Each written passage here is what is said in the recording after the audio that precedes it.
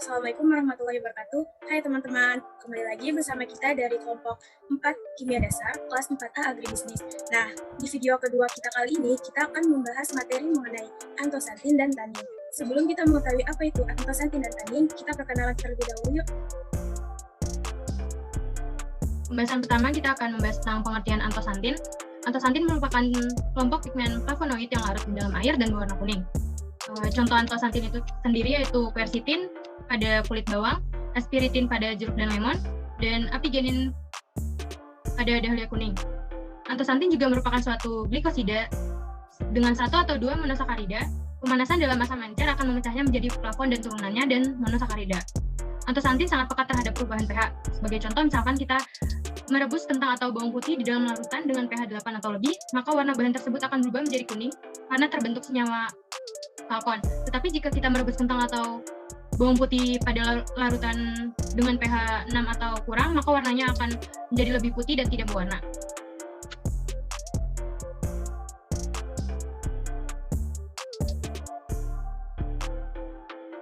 Flavon dalam antosantin terdapat pemanasan dalam asam encer yang akan memecahnya menjadi flavon atau turunannya, seperti flavonal, flavononal, dan isoflavon, serta monosakarida. Ada beberapa jenis flavon yang terdapat dalam antosantin. Yang pertama ada quercetin yang merupakan flavonal yang dapat ditemui dalam berbagai buah, sayur, dan daun. Quercetin tersendiri dapat digunakan sebagai bahan suplemen, minuman, dan makanan. Yang kedua ada aspiritin yang merupakan senyawa bioflavonoid yang digunakan untuk mengatasi gangguan pembuluh darah seperti wasir, varises, dan status vena. Dan yang ketiga ada apigenin yang merupakan flavonoid makanan yang banyak ditemukan pada tanaman, buah-buahan, sayuran, dan minuman. Selanjutnya ada sifat dari antosantin itu sendiri. Yang pertama ada peka terhadap perubahan pH, seperti contoh ketika perebusan kentang dengan pH larutan lebih dari 8, maka warna bahan akan berubah menjadi kuning karena terbentuk senyawa flavon. Yang kedua ada larut dalam air. Meskipun antosantin larut terhadap zat lain, tetapi antosantin berbeda dengan pigmen karotenoid karena sifatnya larut dalam air, sedangkan karotenoid itu larut dalam lemak. Selanjutnya ada contoh warna makanan dan minuman dari antosantin. Yang pertama ada lemon. Warna lemon berasal dari salah satu flavon yang ada pada antosantin yaitu aspiritin. Yang kedua ada jeruk. Warna jeruk berasal dari salah satu flavon seperti sama lemon yaitu aspiritin. Yang terakhir ada warna teh berasal dari salah satu flavon yang ada pada antosantin yaitu quercetin yang dapat membantu tubuh melawan radikal bebas.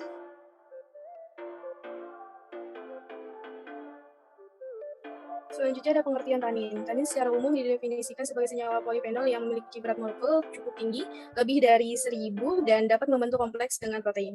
Berdasarkan strukturnya, tanin dibedakan menjadi dua kelas, yaitu tanin terkondensasi dan tanin terhidrolisis.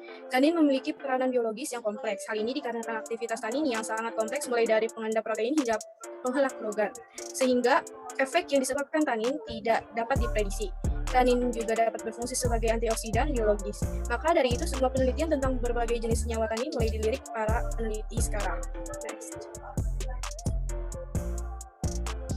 Selanjutnya ada klasifikasi tanin. Yang pertama ada tanin terhidrolisis. Tanin ini biasanya berikatan dengan karbohidrat yang membentuk jembatan oksigen. Maka dari itu tanin ini dapat dihidrolisis dengan menggunakan asam sulfat atau asam klorida. Salah satu contoh tanin jenis tanin ini adalah galotanin yang merupakan senyawa gabungan dari karbohidrat dengan asam galat. Sebelah kanan ini yang pertama ada struktur galotanin, bisa dilihat. Dan selain membentuk galotanin, dua asam galat akan membentuk tanin terhidrolisis yang bisa disebut elagitanin. Elagitanin sederhana disebut juga ester asam heksadrisidiphenat atau HDP. Senyawa ini dapat dipecah menjadi asam galat jika dilarutkan dalam air. Pada gambar kedua ini ada mekanisme pembentukan dua galotanin menjadi elagitanin. Next.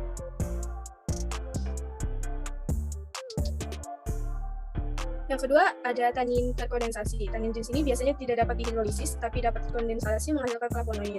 Tanin jenis ini kebanyakan terdiri dari polimer flavonoid yang juga merupakan senyawa yang fenol.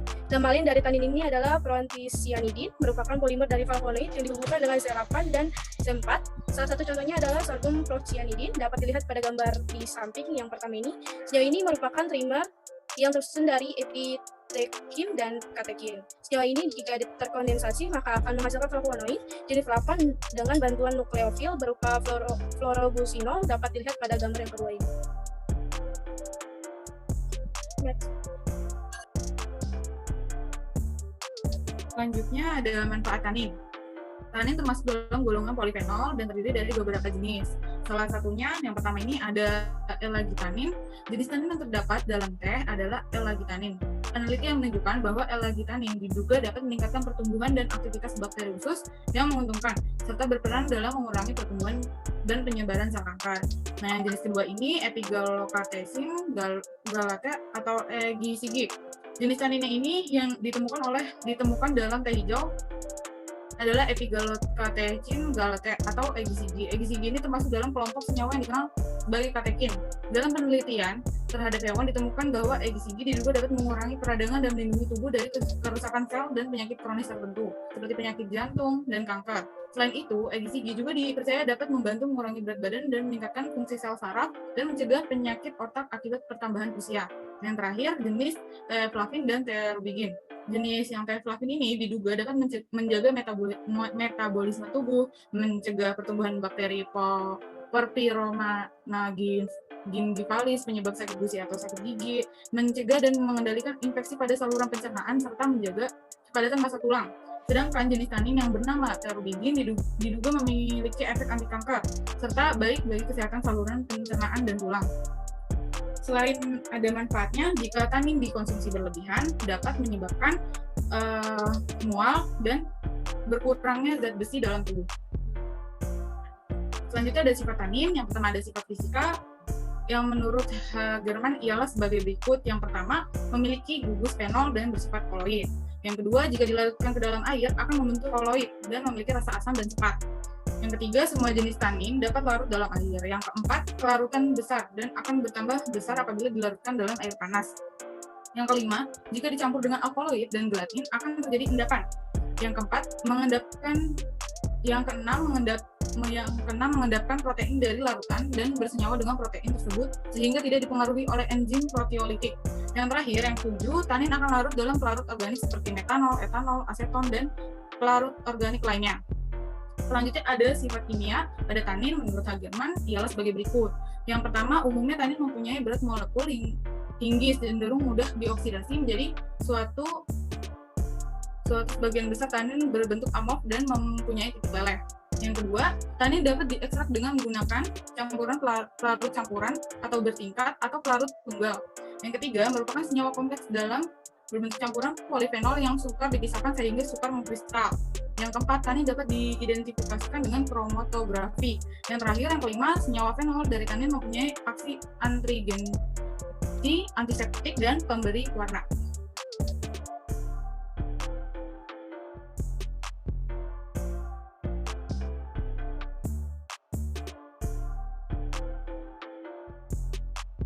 Baik, lalu yang terakhir itu ada tumbuhan penghasil tanin. Tanin merupakan senyawa aktif metabolit sekunder golongan polifenol yang dihasilkan oleh tumbuhan. Tanin juga merupakan salah satu senyawa aktif metabolit sekunder yang dimanfaatkan sebagai astringen, antidiare, antibakteri, dan antioksidan. Dua jenis tanin yaitu tanin terkondensasi dan tanin terhidrolisis terdapat dalam tumbuhan. Akan tetapi yang paling banyak adalah tanin terkondensasi. Yang pertama itu ada Brugueria sp. Pepangan atau kulit kayu dari Brugueria sp merupakan bahan penyamak atau tanin terbaik dengan rata-rata 28,5 sampai dengan 32,2%. Lalu yang kedua itu ada Hungaria gambir. Memiliki kandungan isi D katekin 7 sampai 33% dan asam katekutnat sejenis tanin 22 sampai 50%. Produk gambir adalah tanin gambir. Lalu yang ketiga ada Acacia decurrens. Pepangan Acacia decurrens menghasilkan bahan penyamak atau tanin. Produk Acacia decurrens adalah tanin Acacia dan kuren. Lalu yang terakhir itu ada Camellia sinensis. Jumlah konsentrasi tanin pada Camellia sinensis mengandung sekitar 5 sampai 15%. Sekian video materi mengenai antosantin dan tanin dari kelompok kami. Semoga bermanfaat bagi yang menonton dan menyimak. Jangan lupa untuk like, komen, dan subscribe. Terima kasih. Wassalamualaikum warahmatullahi wabarakatuh.